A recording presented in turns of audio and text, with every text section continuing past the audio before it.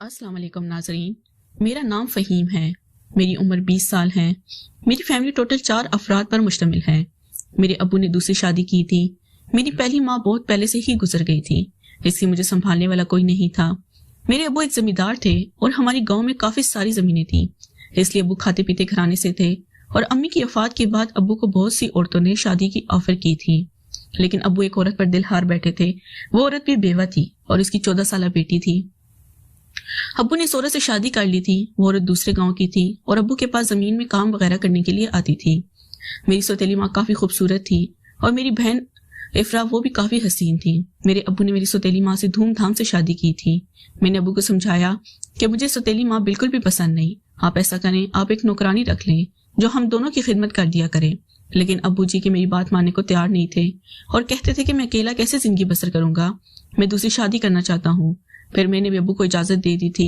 میں نے پڑھائی مکمل کر لی تھی اور اب میں گھر میں اکیلا ہی ہوتا تھا۔ ہماری 4 مربع زمین تھی، اس لیے ابو نے مجھے گاڑی وغیرہ بھی لے کر دی تھی اور میں کافی عیاش قسم کا لڑکا تھا۔ میں اپنے دوستوں کے ساتھ باہر نکل جاتا تو میرے دوست مجھے فلمیں وغیرہ دکھانے نکل جاتے تھے۔ میرے دوستوں نے مجھے کافی خراب کیا تھا، ابو بھی مجھے کافی ڈانٹتے تھے، لیکن ابو میرے سے پیار بھی کرتے تھے۔ میں ماں باپ کا اکلوتا ہی بیٹا تھا اور ابو کی ساری زمین کا مالک تھا، اس لیے ابو بھی مجھے زیادہ نوک چوک نہیں کرتے تھے۔ میری سوتیلی ماں تو مجھے کچھ بھی نہیں کہتی تھی اور میرے ساتھ وہ بہت اچھا رویہ رکھتی تھی۔ میری سوتیلی ماں نے کبھی بھی مجھے یہ محسوس نہیں ہونے دیا تھا کہ میں اس کا سوتیلا بیٹا ہوں، لیکن میں تھا کہ اپنی سوتیلی ماں سے اس قدر نفرت کرتا تھا۔ میں اپنی سوتیلی ماں کے ہاتھ کا کھانا بھی نہیں کھاتا تھا اور ابو کو بھی کافی برا بلا کہتا تھا، کیونکہ میری سوتیلی ماں بھی کافی خوبصورت تھی اور مجھے اس کی خوبصورتی پر غصہ آتا تھا۔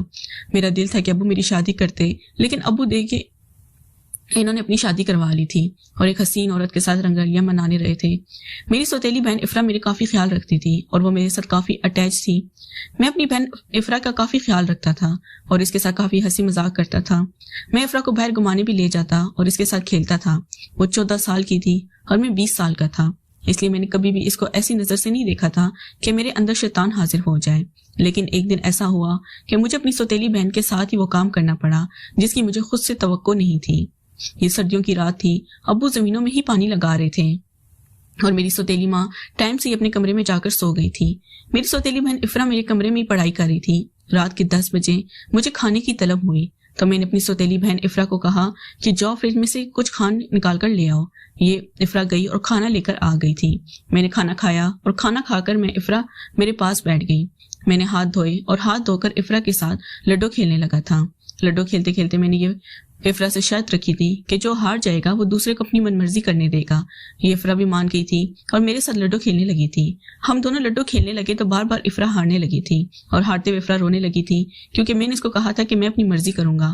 افرا بھی اب کافی اداس ہونے لگی اور اس نے مجھے کہہ دیا کہ فہیم بھائی اب آپ اپنی مرضی کر لیں، آپ جو بھی کرنا چاہتے ہیں۔ میں نے افرا سے اس کام کی فرمائش کر دی تھی۔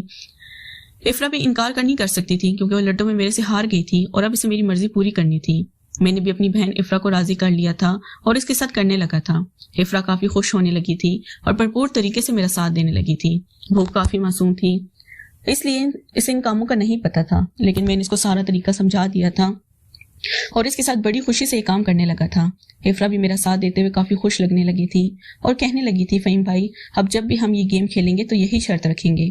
مجھے اس کام میں کافی لطف ملا ہے، میں بھی اس کی بات پر خوش ہو گیا تھا اور اس کو اس کھیل میں مدعو کرنے لگا تھا۔